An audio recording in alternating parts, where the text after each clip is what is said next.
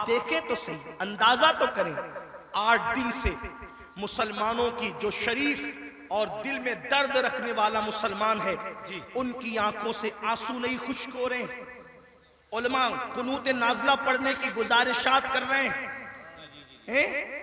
क़िबले अव्वल बैतुल मुक़द्दस का क्या हाल, फ़लस्तीन की सरजमीन पर मुसलमानों की पोजीशन।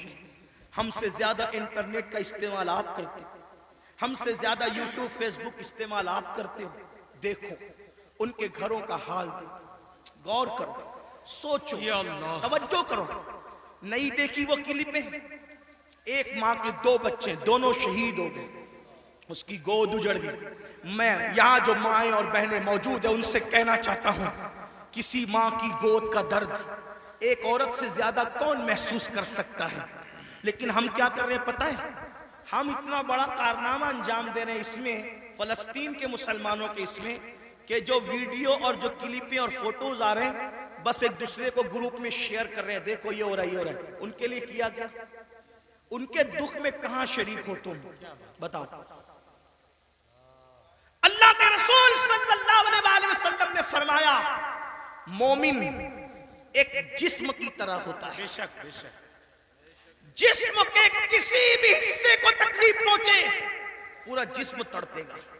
आंख में अगर कचरा चला जाए आंख रोएगी, दिमाग मशवरा देगा, हाथ हरकत करेगा, प्लान बनेगा, कचरा निकाला जाएगा।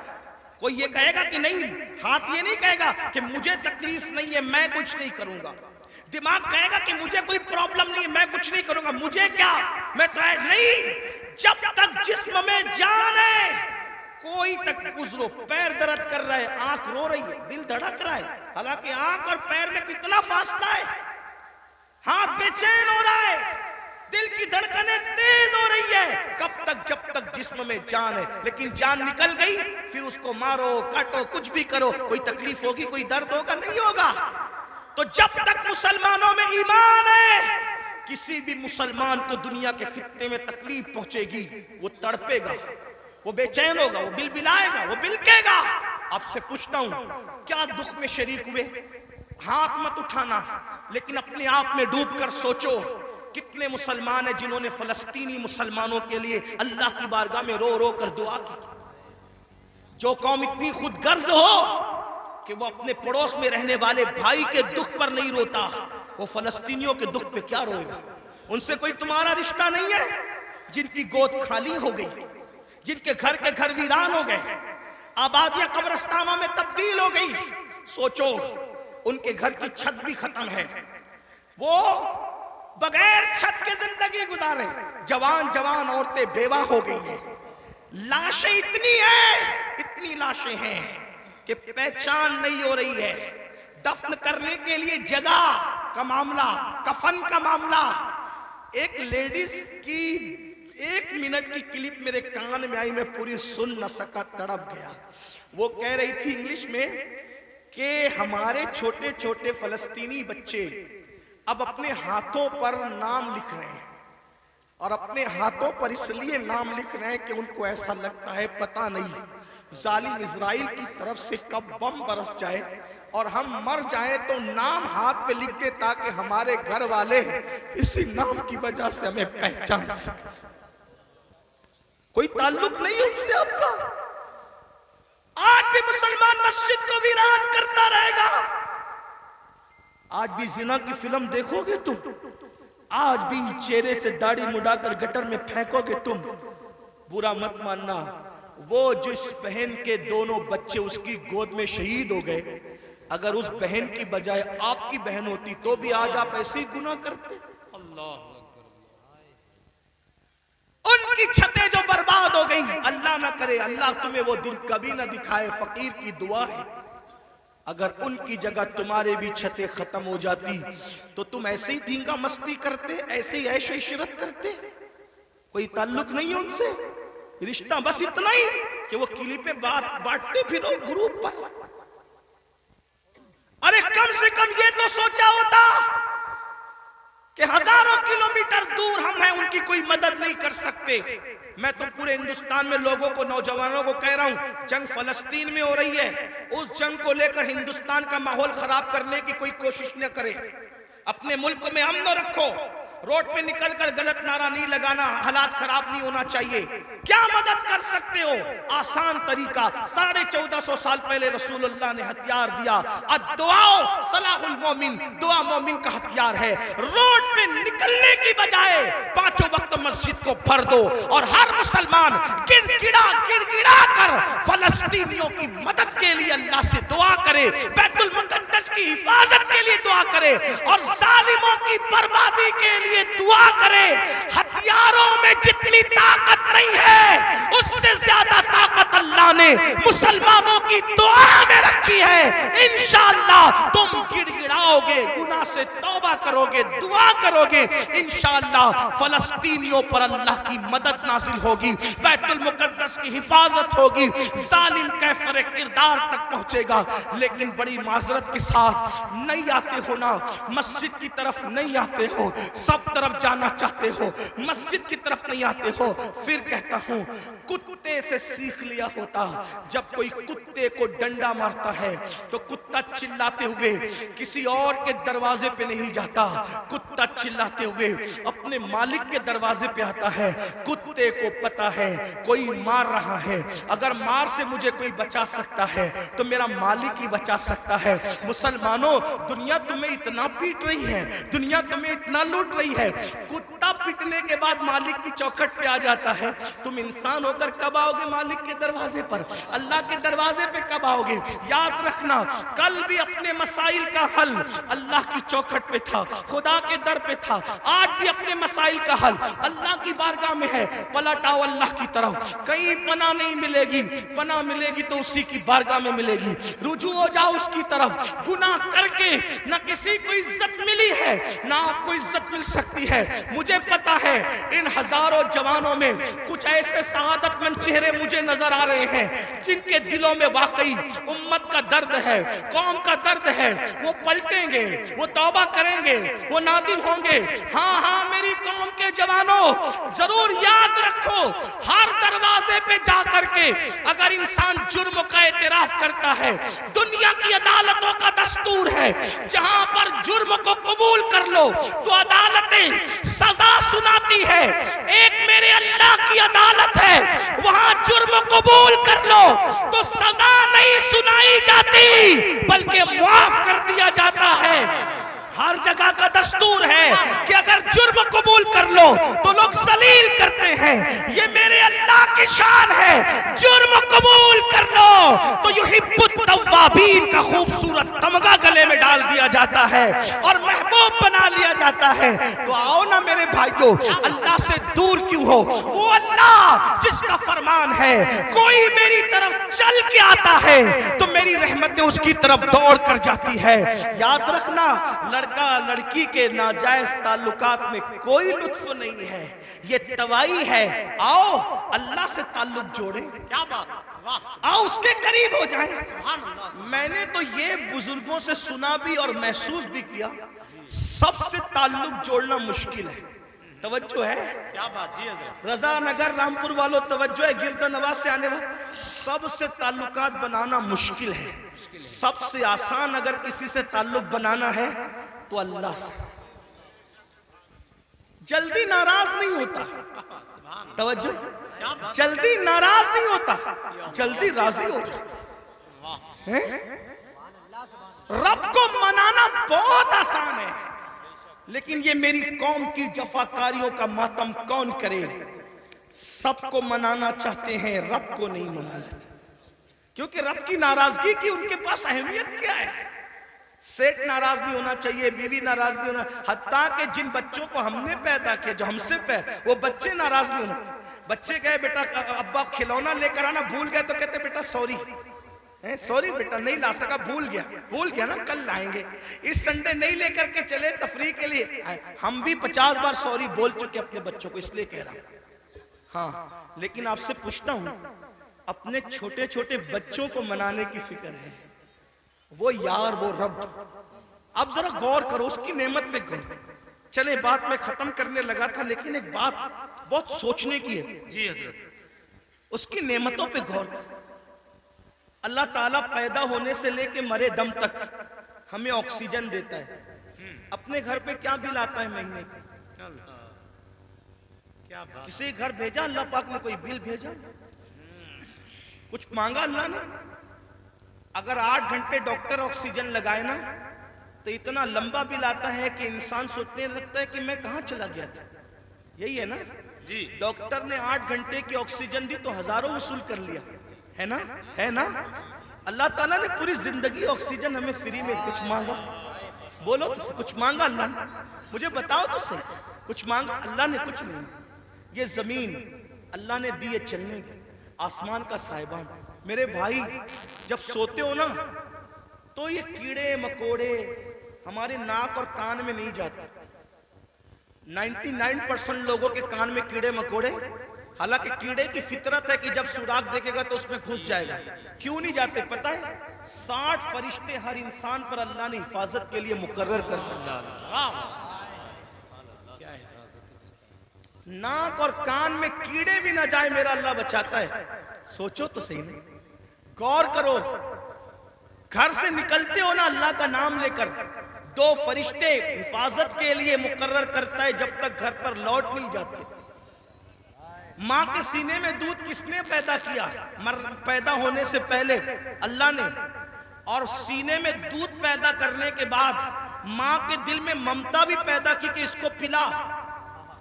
अगर अल्लाह नफरत पैदा करता तो दर्जनों औरतें ऐसी हैं जो अपने बच्चों को छोड़ के हॉस्पिटल में भाग गई। अगर हमारी माँ भी छोड़ के भाग गई होती तो इज्जत के साथ ऐसे बैठते यहाँ? तो उस माँ के दिल में किसने प्यार दिया? खुद सर्दी में हमारे पेशाब पे सोती रही और हमें गर्म बिस्तर पे सुलाया। किसने प्यार दिया उसके दिल में? अल्लाह ने। खड़े होने की ताकत किसने दी? जाओ लंगड़ों से पूछो पैर की कीमत क्या होती है, जाओ पूछो। जितनी बेवफाई करना है मेरे अल्लाह के साथ कर लो, एक दिन अल्लाह की अदालत है। अंधों से पूछो आंख की कीमत क्या होती है। अगर अल्लाह आंख छीन ले, अरबों खरबों रुपये भी दे करके तुम अखियारे नहीं हो सकते। उसी की दी हुई आंखों से उसी की नाफरमानी, उसके नबी के दिल पे क्या गुजरती होगी? सोचो तो सही। जाकर के पूछो जबान की कीमत क्या होती है, जिसकी आवाज नहीं निकलती, जिसको मुंह नहीं है। इतनी सारी नेमतें लेकर बैठे हो, फिर उससे बेवफाई। इकबाल ने कहा था बुतों को तुझसे उम्मीद, बुतों से तुझको उम्मीदें, खुदा से नामी दी। मुझे बता तो सही और काफरी क्या है? कुफ्र किस चीज का नाम है?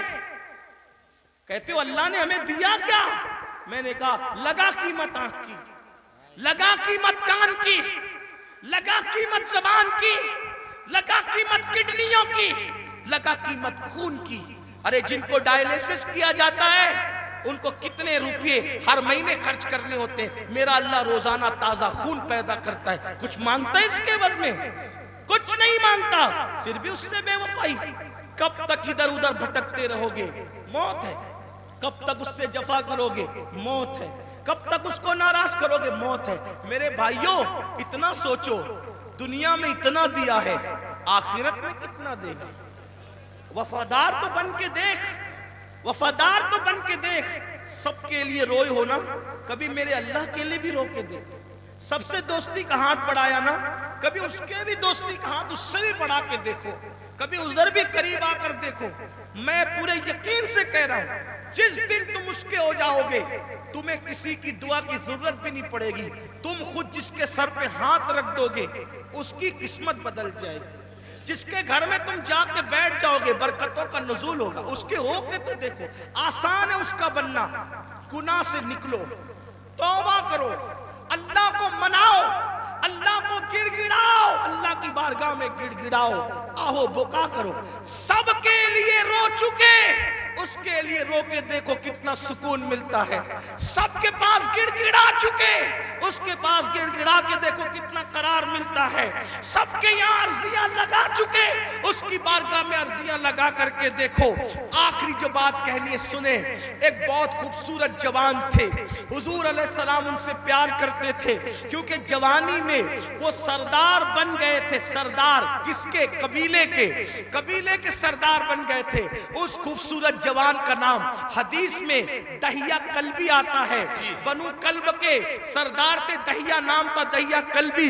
हुजूर की तमन्ना थी ये जवान सुधर जाए। ये जवान, हुजूर जवानों से बहुत प्यार करते थे और जवानों के सुधरने पे हुजूर को बड़ी खुशी होती थी। और हुजूर अलैहिस्सलाम जिन जवानों के पीछे काम होती थी उन जवानों के लिए बहुत दुआएं भी करते थे, इसलिए कि जवान जवान होता है।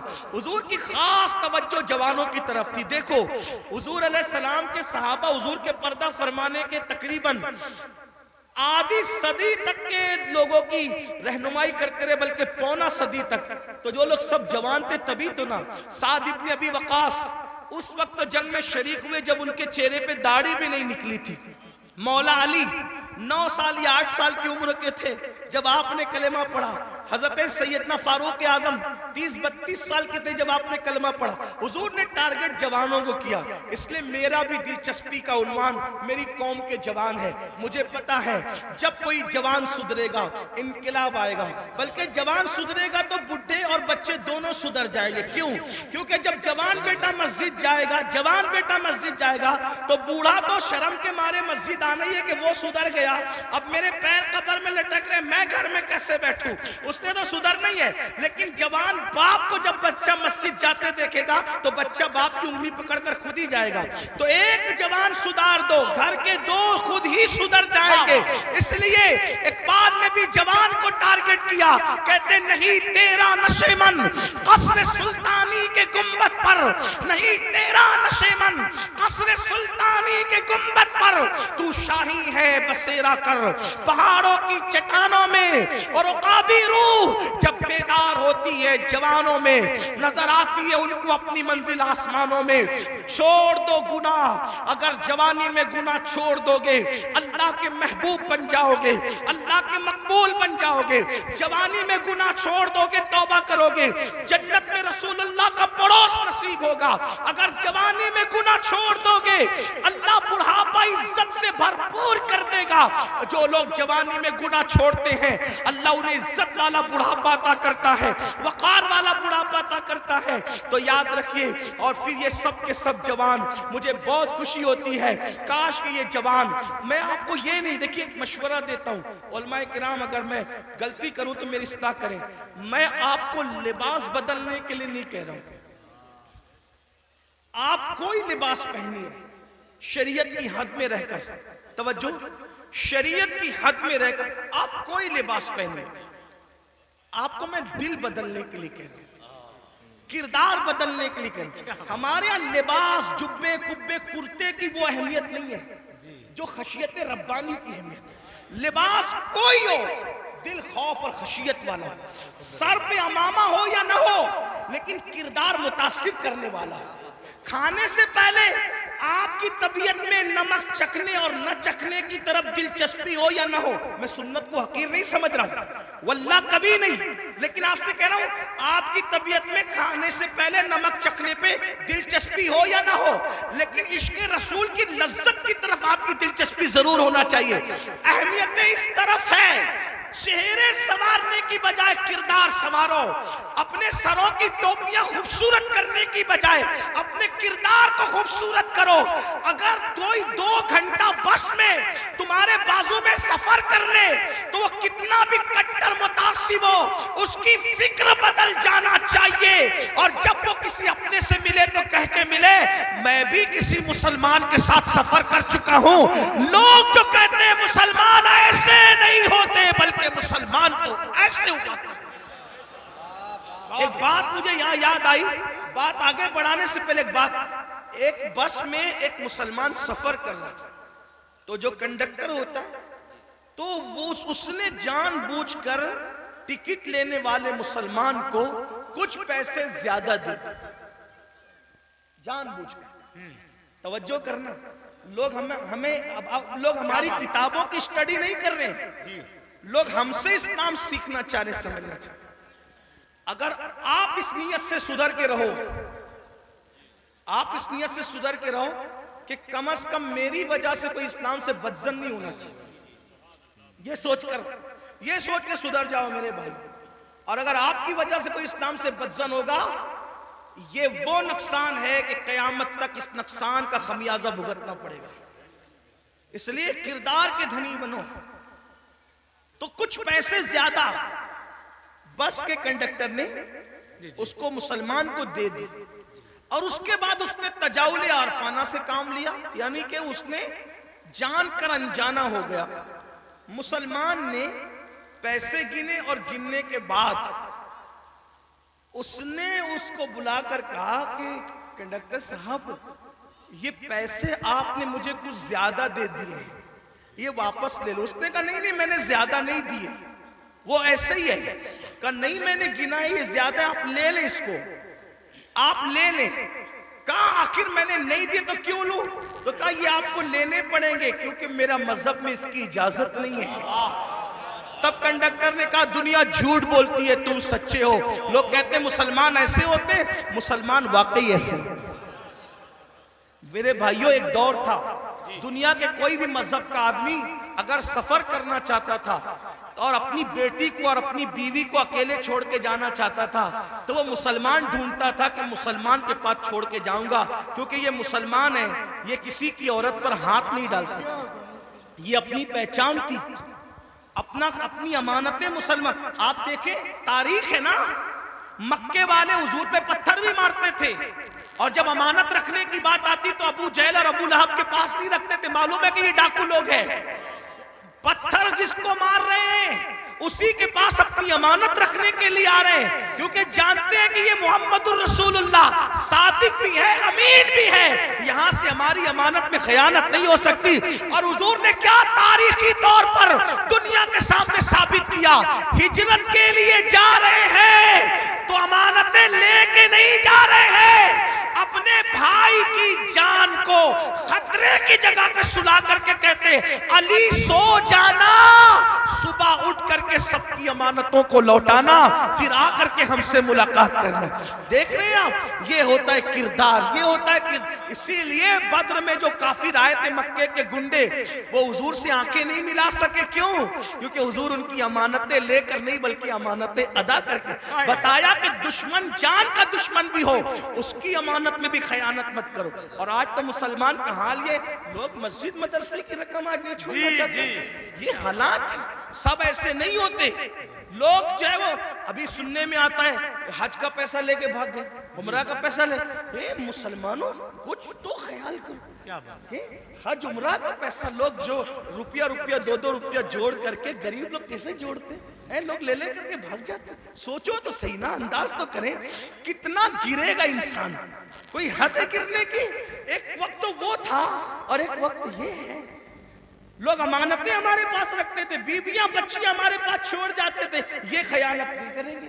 और आज मुसलमानों के मोहल्लों में लोग घर नहीं लेते, ये हाल है। तो चले बात को मैं समेट रहा था, क्या अर्ज कर रहा था कि हुजूर की तमन्ना थी कि दहिया कल्बी मुसलमान हो जाए जी, क्योंकि दहिया कबीले के सरदार थे। हुजूर ने दुआ भी की, अल्लाह ताला दहिया को ईमान की दौलत अता। दहिया आए थे बड़े खूबसूरत। दहिया कल्बी जब आए तो हुजूर ने उनकी तालीफ कल्बी के लिए चादर बिछा दी। दहिया ने चादर उठाई, अर्ज की आका मैं इस चादर पे बैठने के काबिल नहीं हूं। और फिर अर्ज की आका मैं तो कलेमा पढ़ने आया हूं, गुलामों में शामिल होने आया हूं। हुजूर खुश हो गए, फरमाया कलमा पढ़ लो। का नहीं हुजूर, एक अर्ज करना है कि मैंने अपने कबीले की 500 लड़कियों को अपने हाथों से दफन किया जिंदा। तो जो 500 लड़कियों का कातिल हो वो कलमा पढ़ेगा तो क्या उसके गुनाह माफ हो जाएंगे? उसके गुनाह माफ हो जाएंगे। हुजूर ने सर झुका लिया।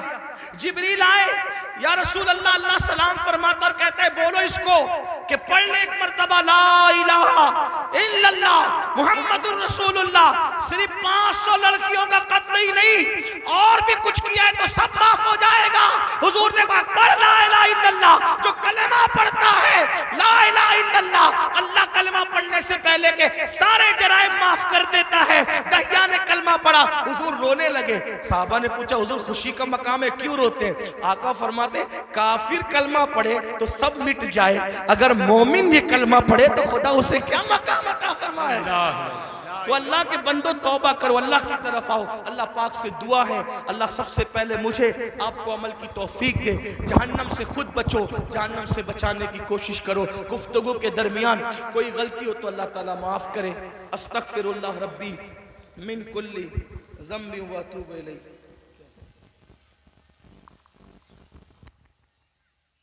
इन्ना लिल्लाहि व इन्ना इलैहि। ये सच्ची बात है। देखिए